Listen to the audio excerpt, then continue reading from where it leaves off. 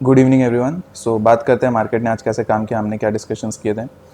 सो हमने क्लियरली कल ये लेवल डिस्कस किया था 20,120। ठीक है।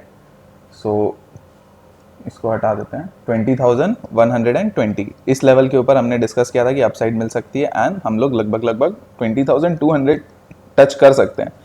बट मार्केट को कुछ और मंजूर था। मार्केट गई, मार्केट 120 के ऊपर खुली और उसके बाद एक अपसाइड लगाया भी। ठीक है, रिट्रेस करके आपका अपसाइड लगा भी। बट इशू क्या होता है, मैंने ये आप अगर परसों के वीडियो में जाके देखोगे तो ऑल टाइम हाई के आसपास gap up is not good. आपको परसों के वीडियो में समझाया था, तो आप परसों की वीडियो एक बार देख सकते हो। ऑल टाइम हाई के आसपास अगर गैप अप खुल जाता है तो कैसे हम लोग क्या प्लान कर सकते हैं। तो अगर आप देखोगे तो यहाँ पे ये हुआ। उसके बाद आपको पता है ये एक लेवल आपको डाउन साइड में 20,040, आप देखो यहीं से बार बार सपोर्ट बना रहा था।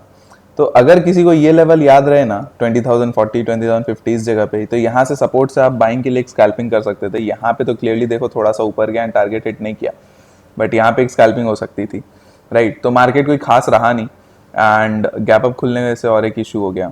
अब अगर कल के दिन गैप अप खुलता है तो शायद ये इशू ना हो, क्योंकि क्या हो सकता है अगर 20-30 पॉइंट 40 पॉइंट गैप अप खुल भी गया सपोज, ठीक है, सपोज 140 के आसपास खुला, कहीं भी खुला, तब इस हाई को मार्केट काटेगा इन द डे, मतलब आपके संग संग काटेगा आपका इंट्राडे में। राइट, तो इंट्राडे में काटेगा तो शायद ये मूव अच्छा बन सकता है, बट देखते हैं क्या करता है नहीं करता है।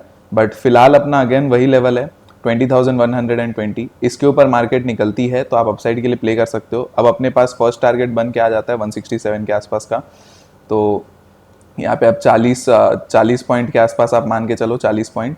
ठीक है, एंड अगर डाउन साइड में देखो, डाउन साइड में इस लेवल के नीचे ही कोई डाउन साइड 20,040, ये लेवल के नीचे ही ये लास्ट टाइम ब्रेकआउट पॉइंट था एंड इसके नीचे ही आपको डाउन साइड वापस मिलेगी। ठीक है, आज देखो बार बार इसी लेवल से मार्केट रेस्ट्रिक्ट हो रही थी। अगर किसी ने इस लेवल को सपोर्ट, आपको अगर याद होगा, इसको भी स्कैल्प किया होगा तो एक अच्छे पैसे इधर में बने हैं। ठीक है, तो होता है ऐसा, आपको करना पड़ता है एंड बाकी कोई दिक्कत नहीं है। ठीक है, नेक्स्ट आते हैं डाउन साइड के लिए आपको बता दिया, अप साइड का आपको बता दिया। बैंक निफ्टी में आते हैं। देखो बैंक निफ्टी में क्या था, बैंक निफ्टी में मैंने क्या कहा था, 100 पॉइंट पे ट्रेल करते रहना, मार्केट कहाँ पे क्या घूम जाएगा कोई आप कुछ नहीं कर सकते। ठीक है, क्योंकि हर जगह रेजिस्टेंसेज है। तो 100 पॉइंट पे अगर किसी ने ट्रेल किया होगा तो 46,000 के ऊपर 46,100 के आसपास आपको यहाँ पे ट्रेड बना होगा। फर्स्ट कैंडल में देखो, रिकमेंड तो मैं नहीं करता, लेकिन फर्स्ट कैंडल में किसी ने लिया होगा तो वहाँ पे अच्छा बन गया होगा।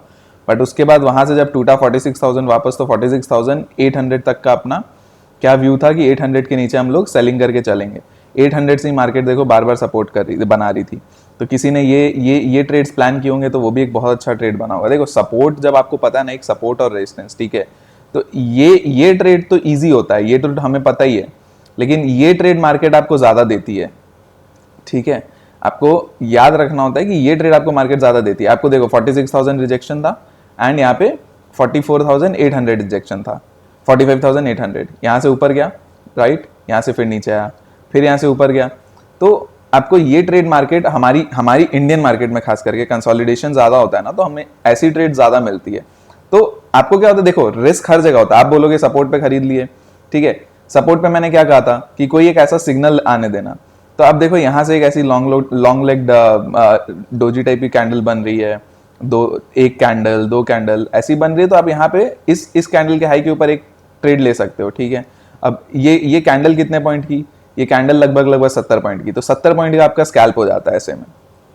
तो ऐसे आप ट्रेड बना सकते हो। आपको मार्केट में कैंडल्स को देख के भी आप ट्रेड बना सकते हो जब ऐसी मार्केट रहती है जहां पे आपको कोई अपॉर्चुनिटी नहीं मिल रही, राइट, तो ये कर सकते हो। अब आपको ये पता है रेजिस्टेंस है, अब ये पता है सपोर्ट है। देखो फर्स्ट टाइम में आपको नहीं समझ में आएगा, ये फर्स्ट ऊपर से आ गई, अब यहां से एक सपोर्ट बना के ऊपर चली गई, ठीक है, आपने इसको नहीं किया। अब आपको पता है यहाँ पे एक रेजिस्टेंस है, मार्केट यहाँ पे बार बार रेजिस्टेंस खा रही है, राइट, तो आपको यहाँ पे मार्केट ने मौका दिया नीचे की तरफ वापस लेने का, चलो आपने ये मूव भी कैप्चर नहीं किया।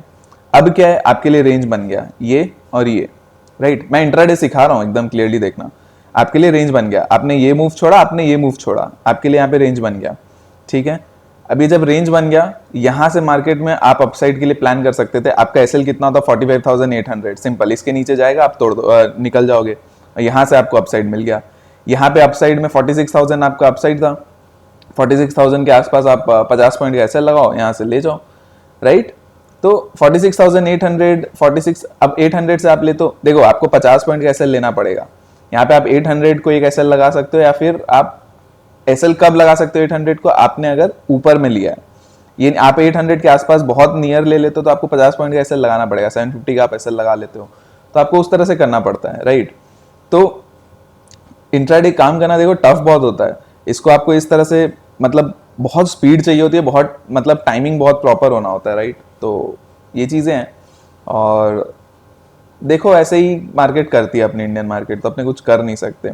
एक ट्रेंडिंग मार्केट बहुत कम मिलती है। अभी आप देखो ना, जैसे जैसे विक्स बढ़ेगा, आपको ये वॉलेटिलिटी जो इतने से पॉइंट में दिए ना, ये 200 300-400 पॉइंट का बैंक निफ्टी का मूव ऐसे आता है, बहुत हवा में, ऐसे दिन भर चलेगा, राइट। तो ये चीज़ आपको सीखना बहुत ज़रूरी है कि सपोर्ट से बाइंग एंड रेजिस्टेंस से सेलिंग आपको सीखना बहुत ज़रूरी है। जैसे जैसे अभी इलेक्शंस पास आएंगे ना, विक्स बढ़ेगा एंड आपको इस टाइप की ट्रेडिंग अपॉर्चुनिटीज़ बहुत मिलेगी। आप जाके एक बार फरवरी 2022 का चार्ट देखना, जब रशिया यूक्रेन के काम का जब रशिया यूक्रेन का वॉर वाला चीज़ हुआ था, तो आप देखोगे आपको स्ट्रेट फॉल कभी नहीं दिया मार्केट ने। 100-200 पॉइंट नीचे, फिर 100 पॉइंट ऊपर, फिर ऐसे ये बहुत अच्छे अच्छे स्विंग्स दिए थे मार्केट ने, राइट। निफ्टी का चार्ट देखना जाके कभी।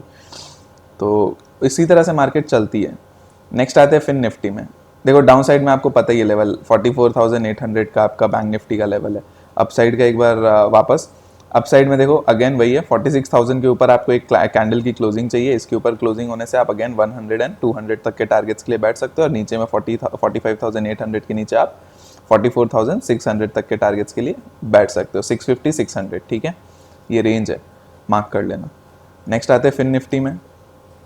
तो अगर फिन निफ्टी में आते हैं तो फिन निफ्टी में देखो, फिन निफ्टी ने आज कोई खास कुछ नहीं किया, अपना टारगेट फर्स्ट टारगेट तक हिट नहीं किया। 20,480 तक का एक फर्स्ट टारगेट था, वो भी हिट नहीं किया, मतलब बहुत ही तेज़ रिजेक्ट हो गई।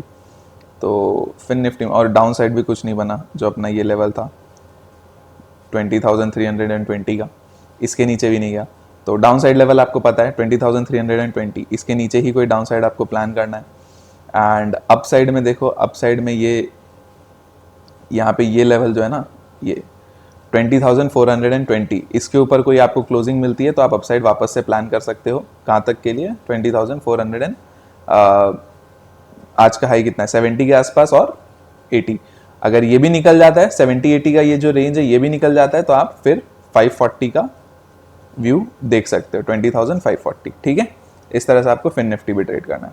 तो बाकी तो और कुछ है नहीं, इतना ही आज के लिए। बाकी डिस्कशन हम लोग कल कर लेंगे, क्या होता है नहीं होता है, ठीक है। कल एक वीकली एनालिसिस भी कर लेंगे नेक्स्ट वीक के लिए, ओके।